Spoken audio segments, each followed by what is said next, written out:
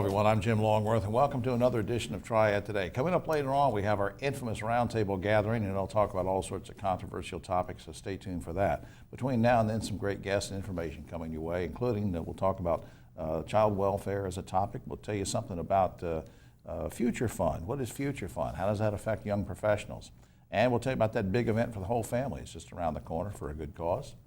But first, I want to turn our attention to Salem Academy and Salem College, and an organization that is helping SAME do some really neat things over there, including a big campaign. Now, next to me on my immediate right is a first-time visitor to the show. We've been doing this for 16 years, and I've always wanted to get the president of Salem College on it. We got her now, right next to me. Sandra Dorn is president of Salem Academy and Salem College. I feel intimidated. You know about science and technology, you're an attorney, and you're a college president, so, you know. Well, the thing that I do the most and that I enjoy the most is representing students, educating students, being innovative in terms of our programming. We have great innovative faculty. Everything we do on our campus is just, we've been pioneers since 1722. Oh yeah. 1772, Don't look at me like I was there when it started. and next to Sandra is our good buddy Mo Green. Maurice Green is executive director of Z. Smith Reynolds Foundation, a good friend of the show, been on many years in the past too. Welcome, sir. Good to see you. Good to be here. Thank you. I'm going to go back to the president for a second. Now, I understand you've launched something called Step Up for Salem. Tell me about that. We have. When I arrived last summer, we devised an 8-point plan around financial stability and sustainability and growth. One of the things that we're very focused on is ensuring that our students have the right skill set, which is a combination of a strong private liberal arts education where they're learning about creativity and problem solving and how to manage cross-cultural teams and inclusiveness. You know, at our college, we have a very inclusive and diverse environment, and it is really one of our strengths.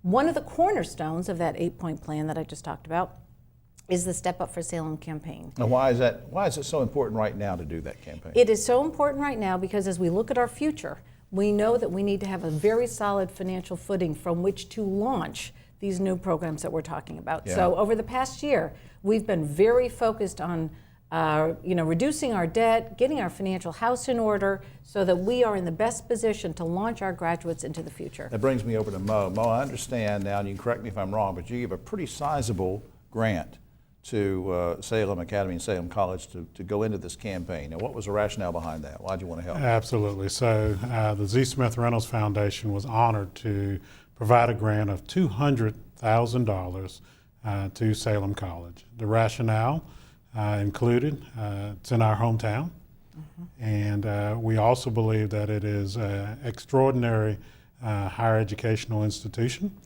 that is doing remarkable work in building and growing leaders for our next generation. Now, I know you did a listening tour around the state trying to ascertain where the foundation needed to go. I'm assuming that everything you just said in that answer fits in with your direct mission in wanting to help with the Salem campaign, right? It absolutely does. So what we heard as we went across the state, that we needed to do things both across the state.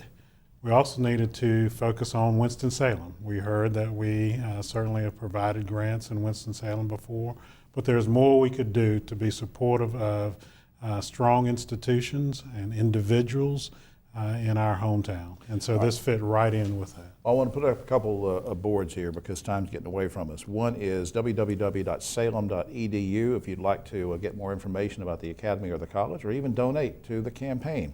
For our radio listening audience, salem.edu. And also, if you want more information about the foundation, go to zsr.org for zsmithreynolds.org, zsr.org. I thank you both for coming on and talking about this, and I hope you won't be a stranger. I know Mo's been here before. I hope you'll come back sometime too. I look forward to it. All right, and good luck with the campaign. Keep me updated. Thank you very much. Great. All right, we'll be right back. Today, always glad when the good folks at Cross Norris School and Children's Home can drop by because they just do such great work in helping kids of all ages. And we have a good friend of ours who's been on the program before. We're glad she's back. Right here with me is Sarah Norris, Child Welfare Division Director at Cross Norris School and Children's Home. Welcome back. Thank you. Glad to be here. In case somebody didn't see you come on before, many months ago, just remind us what the overall mission of Cross Norris is and who you serve. Great. Cross Norris School and Children's Home serves children through foster care, adoptions, and residential services, along with several clinical services throughout Western North Carolina. All right, now in your title, which I said a minute ago, Child Welfare Division Director. Now, what is your role there in that regard and your responsibility? Sort of help me understand. Sure. So I oversee several programs within the Child Welfare Division. So it's really foster care, adoptions. We have 2 campuses with residential where children live, plus a youth in transition program that serves children into young adults, Right. along with kind of case management services that children need to kind of connect them with the community. That's just great. Now, tell me about the challenges that child welfare is faced with here in North Carolina. Child welfare is in a state of crisis right now in North Carolina, and so there's a lot of changes that are coming. And with that, our children are in a place where they need extra support, not just with the different service providers, but along with the communities that surround them within our different counties, churches, schools, all of that. They're really trying to find families that are able to help kids kind of get through the trauma that they're in. Right. And when we say trauma, let's be clear. I mean, I don't have to put you on the spot with examples, but I mean, give me maybe an example. It could be parents or a parent who maybe has had a drug problem or has been incarcerated or who has died. Yes. Or, I mean, there's lots of different traumas, right? Yes, and we've seen children that have experienced all of those examples that you've just given, among others, where they may not have parents who are able to provide the basic necessities that they need, or they may take discipline too far where they've experienced abuse, whether it's physical or sexual or other kinds of just things that are really difficult to think about as a young child. Right, and I, just in case I forget to mention this later, just for folks in this area who maybe have driven by, it's just a beautiful campus, very rustic, and it's in Winston-Salem, right off of Reynolds Road, and you still have the farm animals and the farming, and you do. It's a very complete, Yes. thing of trying to deal with the whole person and their needs, and your instructors and the parents and the adults that are involved in it. I just think it's just tremendous. Yes. Now, I understand you have some new initiatives that would create some support. As you mentioned a while ago about churches. Yes. What kinds of support are we talking about, and how can people get involved? So we have a new initiative that we are working on called Fostering Communities, and it's really based on the concept of one church, one child, which is where if each church in North Carolina were to support one foster child, Right. we would not have the crisis we have. So we've been funded generously through the Duke Endowment to be able to start up this initiative. So we are looking for churches to partner with us that may either have families that want to be foster parents, or they may have church members who want to be a support for the foster parent. Wow, and this is a brand new initiative. Yes. So you'll be getting the word out to preachers or rectors or priests, however they want to be Yes. identified, and they'll share with their community of people in the church that they can, accept one child and go into this. I just think Yes. this is great. Yes. And I know you're excited about it. Now, Absolutely. if I give the website now, is that the best way for people to get involved and learn about it? That they can go through the website, but we also have an email, since this is a new initiative that we're still building. All right, I'm off going to of. write that to myself. Tell me the Okay. email again. It is fosteringcommunities@crossnor.org. fosteringcommunities@crossnor.org. Yes. I'm saying that out loud as I'm writing because we have a radio listening audience that wants to hear that too. Fosteringcommunities@crossnor.org, and then the general website is crossnor.org. Thanks to you and the Duke Endowment and all the great people that are doing things over there. Thanks, Sarah. Thank you. Thank you for having me. Keep up the good work. We'll be right back. Now on Triad Today, I like to surround myself with young people and young professionals, and it just so happens I've got young people and young professionals, and they're going to be talking about young professionals. I mean, how much better can you get? Immediately, next to me on my right, Jody Rupel is Program Lead Future Fund for Community Foundation of Greater Greensboro. Good folks over there. And next to her is Princess Johnson. Now, that is her name. I'm not getting fresh and calling her Princess. Princess Johnson, Founding Director of Royal Expressions Contemporary Ballet. We'll find out what that is in just a second. Welcome, ladies. Good to see you. Thank you. Thank you. Jody, let me start with you. What is Future Fund? Because you sent me an email one day, so I want to mention Future Fund. What is that? Yeah, so Future Fund is philanthropy fresh, right? It is a young professionals organization where we get young professionals to donate $150 and take that money and magically turn it into over $40,000 that we give away to local nonprofits. So that's what it is. They sort of pitch in, everybody pitches in, and then you use it as one. Okay. Yeah. Now, you also said something, unless I misread the email, about, I guess it's an event, Future Fund 10 Live. What is that? Okay. So think Shark Tank Okay. meets nonprofit. Gotcha. Right, we're bringing those together. Gotcha. So what we're having at the first annual Future Fund 10 Live, we are giving away over $40,000 to local nonprofits Wow. in Guilford County. We are doing it Tuesday, April 16th, and just like the TV show Shark Tank, Right. they will give a 3-minute pitch. So Princess here, no PowerPoint, no microphone, just them, or You sorry, make a no pitch. PowerPoint, no Right. props, just them and Wow. a microphone giving their pitch. The audience will text a vote on the $20,000 Well, I haven't heard anything grand. from her yet, and I'm already voting for her. Now, Yes, there we go. Princess, Princess, what does your organization do and how they help the community? So Royal Expressions is a nonprofit dance company. We're in Greensboro, and we produce professional dance performances that kind of speak to the human spirit, things that we go through, like our latest thing, which was about infertility and miscarriages. And we also have a school where we train dancers, adult and children. So you're educating the whole person. Yes, exactly. It's about health and happiness through dance and really uplifting people physically, mentally, and emotionally, giving them a way to express themselves. I know this is a stupid question, but why did you want to be involved in Jody's program? Future Fund 10 is revolutionizing the way we do grant writing. It's becoming less about the writing and more about the presentation and really allowing people to see a piece of your organization live and in action. I think it's just a great opportunity. It really levels the playing field for nonprofits. It created more accessibility for me Right. as an African American woman. I've always felt that my voice wasn't really being heard as I'm writing grants. You spend a lot of time doing that, and this way you kind of feel like you really have a chance and you can kind of see what's going on, and you don't really know what's going on inside of a room once they're reading your grant application. Right, So. right. And Jody, what are some other things the Future Fund does outside of this competition and outside of doing what you're doing with the 10 Live? What kind of other things? Yeah, so we have a lot of different things. So we have the Future Fund 10 Live, so the 10 nonprofits that we work with and pitch event. And then we also do events around the community to network with other young professionals as well as our Future Fund alumni to make sure that we're plugged into Greensboro. There's some volunteer opportunities, some service that we give back, but we make sure that we are putting our best foot forward for Greensboro and Guilford County to make it the place that we want to be. Yeah, we didn't rehearse any of this, but I'm just curious, Princess, when we were off camera and I asked you where you were born, you said Greensboro, which, local. Yes. And I'm a local guy too in Winston-Salem. What does it mean to you to be involved in this in terms of helping the community, the greater community, and educating people? Well, I love Greensboro. I did leave for a while, but when I find myself here after I lived in Richmond for a little while, and I also lived right outside of Charlotte for a little while.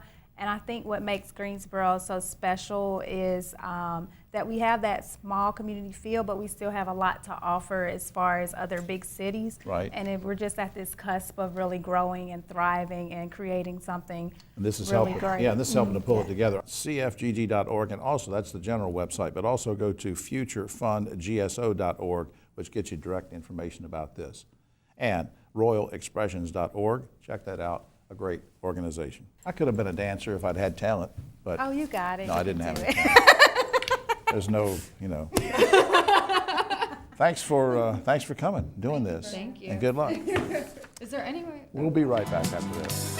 Triad Today, and at the top of the show, I said, we're going to tell you about a big event for the whole family.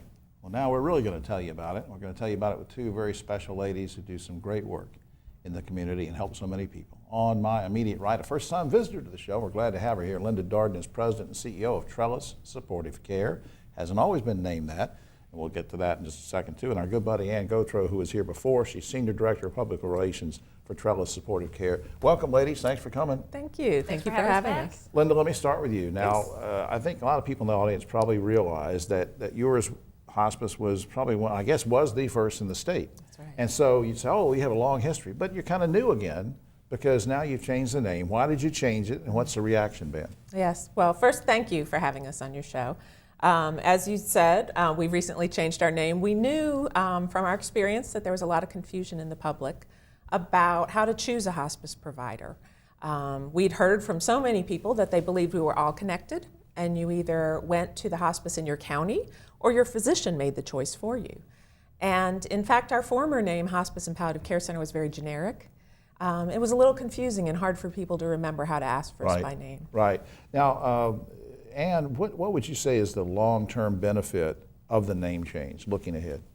Well, looking ahead, you know, you can probably relate to this, and some of your viewers. Far too many of our patients and families tell us that they wish they'd called sooner. Right. And there's so much relief that people say they feel immediately when we make that connection with patients and families. And so we really hope that they will call sooner, and that the name, being very memorable. Supportive care is right in there in the name. It's communicating supportive care, exactly. Does it also indicate you're helping families and their loved one, who is the patient? That's Linda, right. there's also a special anniversary coming up. Now, how many years is that, and how are you going to commemorate it? We have been serving this community for 40 years. We were founded in 1979, served the first hospice patient in North Carolina. Right. And so we want to really honor our heritage. We were formed by a group of community leaders, and we want to honor that.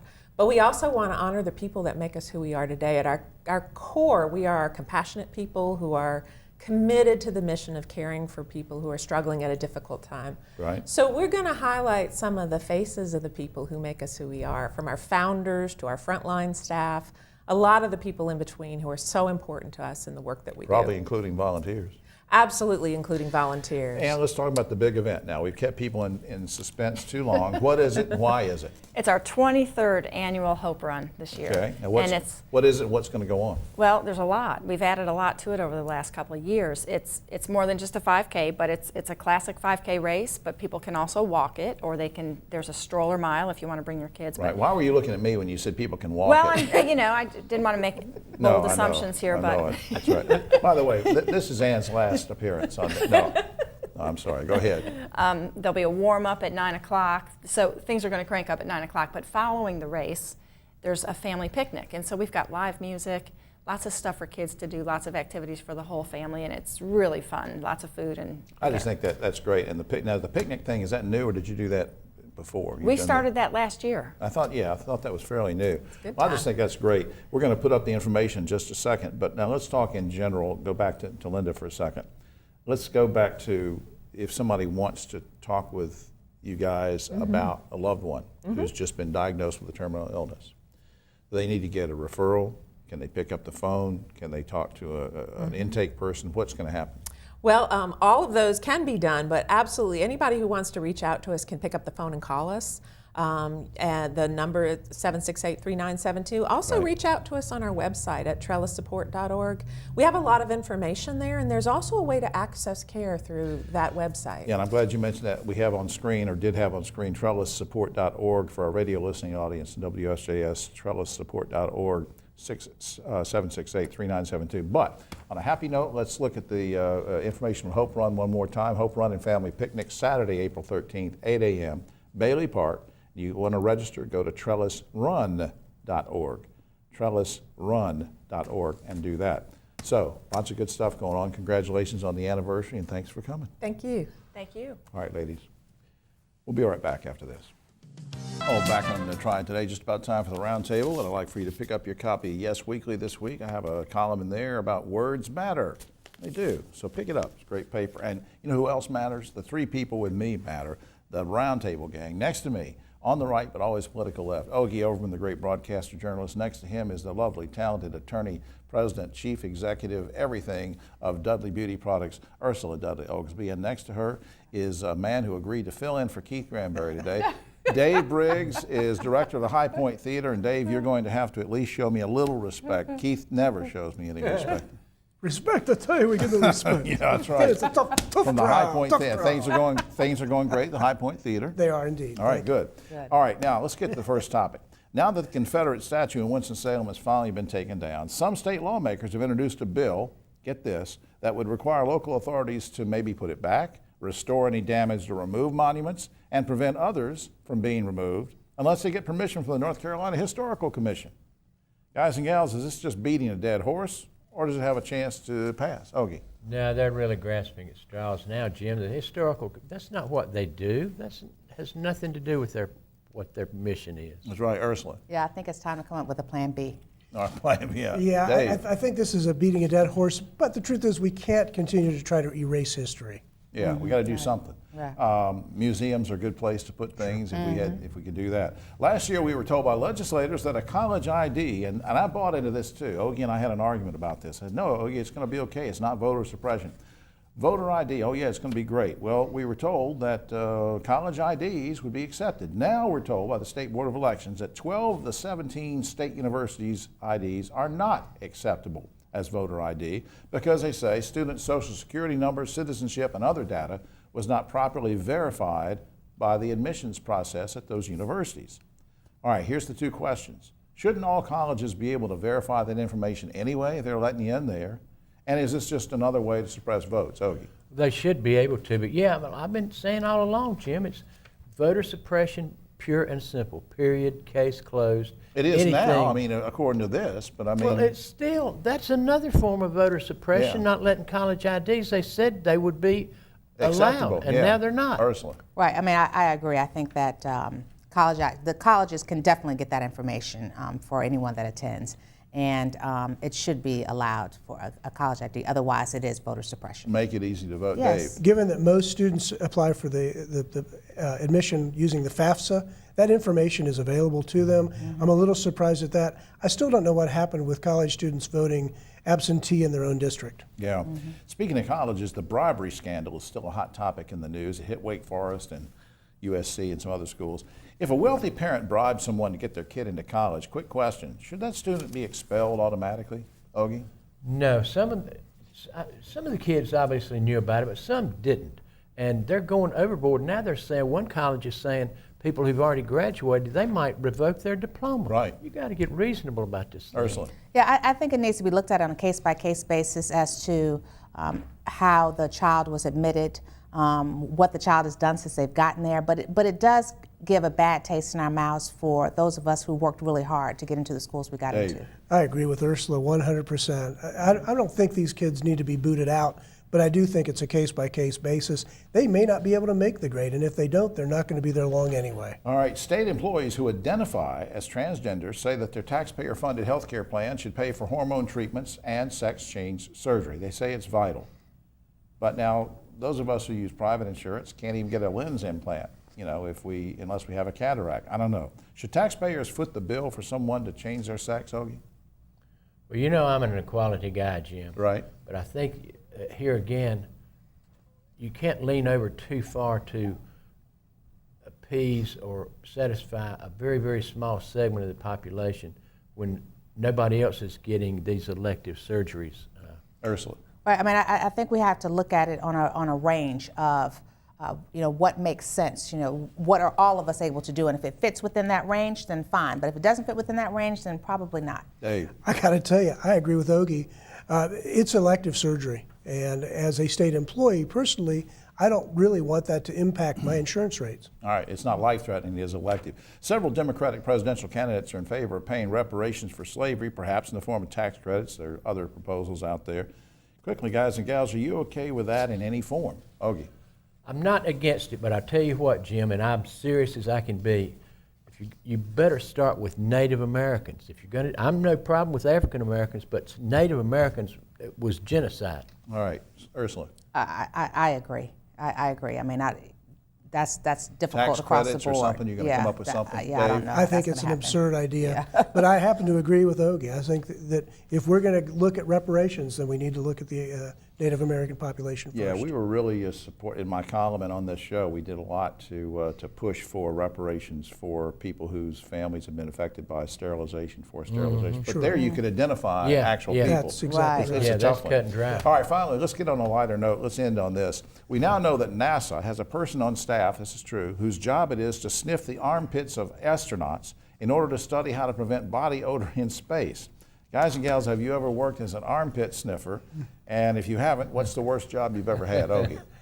I've done some kinky stuff, Jim. I mean, back in the day, but that's a little But never that. past me. But one time I was an electrician's helper, and we used to have to do the wiring for this chicken, this poultry processing never plant. mind. Yeah, Oh never mind. man, watching them cut the no. heads off of I- chickens. That's too much of an image there. Ursula, That's worst too job, much. Ursula?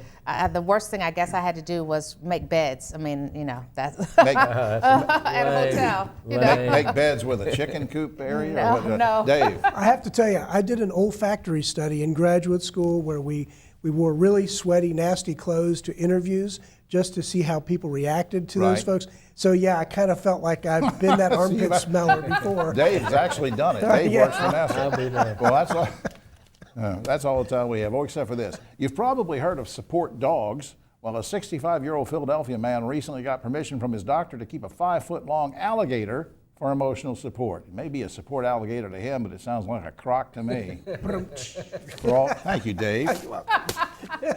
Ursula and Ogie don't appreciate those things. well, it was All right. For all of us here on Triad Today, I'm Jim Longworth. We'll see you next week.